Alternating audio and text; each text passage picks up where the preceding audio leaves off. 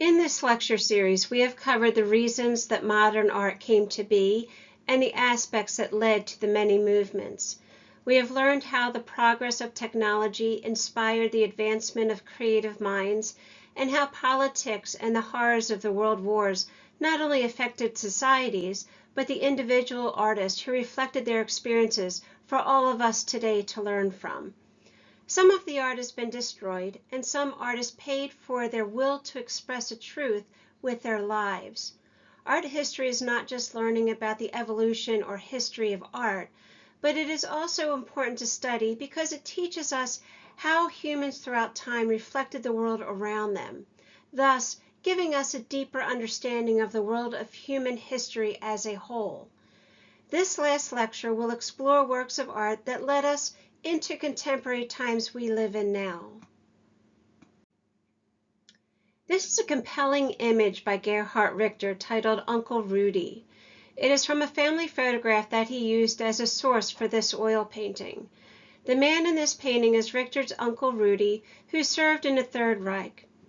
We see him in uniform smiling for the camera, standing in a relaxed manner with his arms by his side.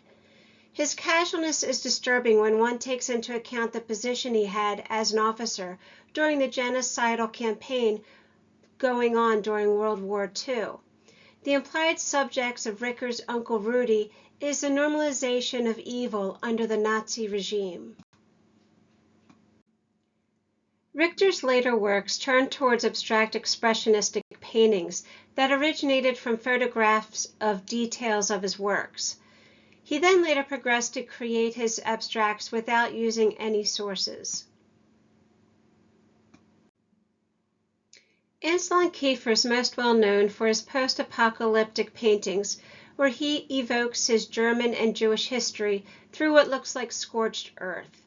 This mixed media painting is titled Departure from Egypt.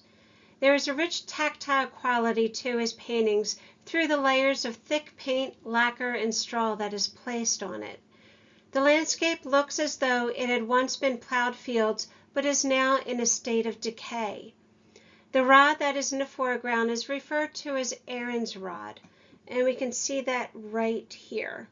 Okay, and that rod is symbolizing the rod carried and used by Moses' brother Aaron, that was said to have miraculous powers. Kiefer also made many sculptures that often refer to the same subject matter, always staying true to the earth tones, grays and browns, and having a post-apocalyptic feel. David Soul was an American artist who combined elements that weren't normally associated with each other. I like to think of him as the David Lynch of painters. In this painting called Tennyson, we see the words of the title placed across the canvas. Tennyson was a Victorian poet. Underneath the lettering is a painted female figure laying away from us, the viewer. The canvas is almost cut into with a rough, thick streak of light blue on the left side, and we see that right over here. Now, on top of that blue is a wooden relief of an ear. This painting is evocative of works by Jasper Johns. Jasper Johns references Tennyson on the bottom of one of his early abstract paintings. And John also incorporated a 3D dimensional ear in his later painting titled Target with Plaster Cast 1. Eric Fischl is an artist who paints in the same manner as American painters Winslow Homer and Edward Hopper. However, Fischl's paintings are quite different. This painting, titled The Old Man's Boat and the Old Man's Dog, is a large 7 by 7 foot painting. Because of all the naked bodies in this painting, it is referred to as a fleshscape. His work takes on innuendos of voyeurism, alcoholism, homosexuality, and incest. This is a bit of an odd painting, starting with the title, The Old Man's. It doesn't sound very pleasant. There is also an uneasiness about the painting when you combine the dark, stormy sky right up here, along with the rough waters, and the man, possibly the old man, confronting us, the viewer, looking right out to us, holding a beer, a can of beer. This is a narrative painting without telling us the whole story.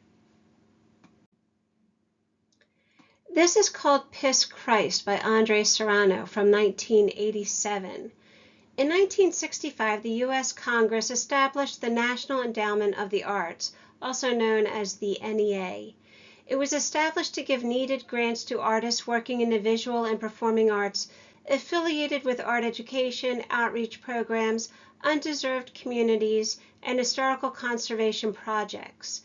In 1989, controversy grew over the role of the NEA and what it was choosing to give money to, when some conservative lawmakers viewed some of the chosen works to be offensive. This piece that received the money from the NEA drew one of the strongest reactions. What we are looking at is a photograph of a plastic crucifix placed into a jar filled with urine, then photographed using dramatic lighting. Certain politicians argued that this was not about free speech, but about the waste of taxpayers' money. Since then, the budget has been cut dramatically.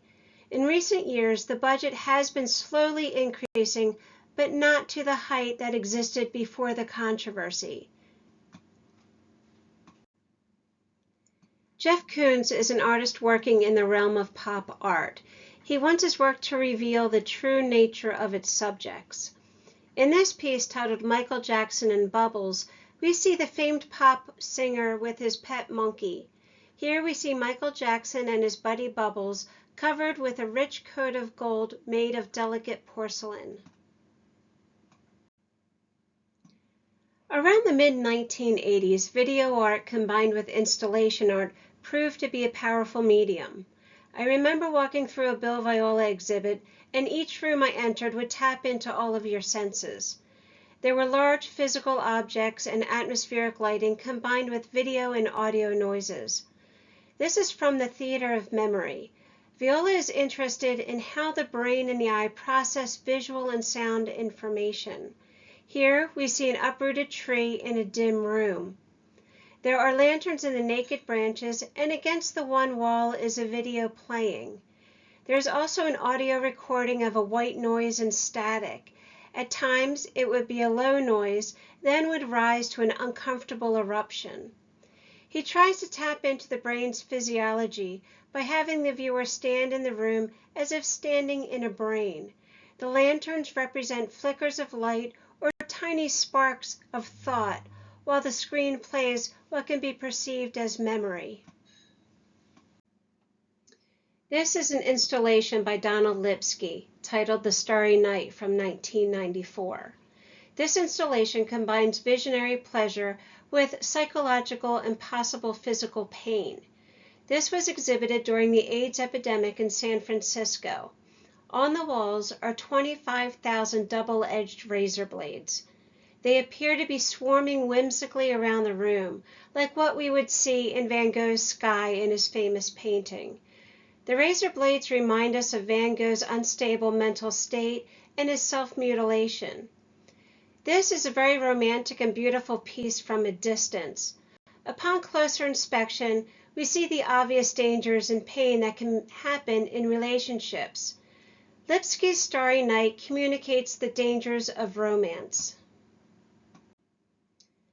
Yasumasa Morimura did this fun play from the famous Olympia painting titled Portrait, Futago. For this photo, Morimura creates an elaborate set to painstakingly recreate Manet's Olympia painting. As we learned through discussing the original painting earlier in the lecture series, Manet's painting was about race, gender, and modernity.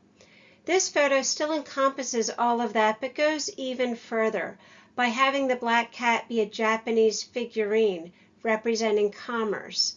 Also, and more obvious, is the female figure in this original painting is now a male figure in this photograph, which fuses the sexualized role of prostitutes. Matthew Barney is like Cindy Sherman in the respect that he too uses himself in his images, creating different characters. Although Barney does not necessarily play on gender in the same way that Sherman does, Matthew Barney does performance pieces that challenge his physical strength which he documents through sculpture and film. Barney did a 5-film suite titled Cremaster Cycle from 1994 to 2002. In this image you see here, Barney takes on the character as an apprentice who overcomes a series of psychological and physical challenges in order to reach his full potential. The apprentice is wearing a large elaborate headpiece and a plaid scarf, almost implying a bizarre Scottish chieftain outfit. Here we see the famous sculptor Richard Serra as Fifth Degree. In Cremaster 3, Barney the apprentice faces his final challenge and must overtake Richard Serra. Barney kills Serra by throwing molten lead against a gallery wall to form sculptures in a manner very similar to how Jackson Pollock created his splash paintings. This next artist, Mona Haytham, uses architecture and video in her installations. This installation is called Foreign Body. In her work, she attempts to express awkward, painful disconnections between human beings. This has a very surreal quality to it. Here she presents herself as both horrifying and ordinary. As we look on the floor, we see projected down from above using endoscopic and colonoscopy cameras views of the interior of her body. In this piece, the body is alien and fragmented, and it can be a little bit confusing, but what we're looking at here is this is a detail.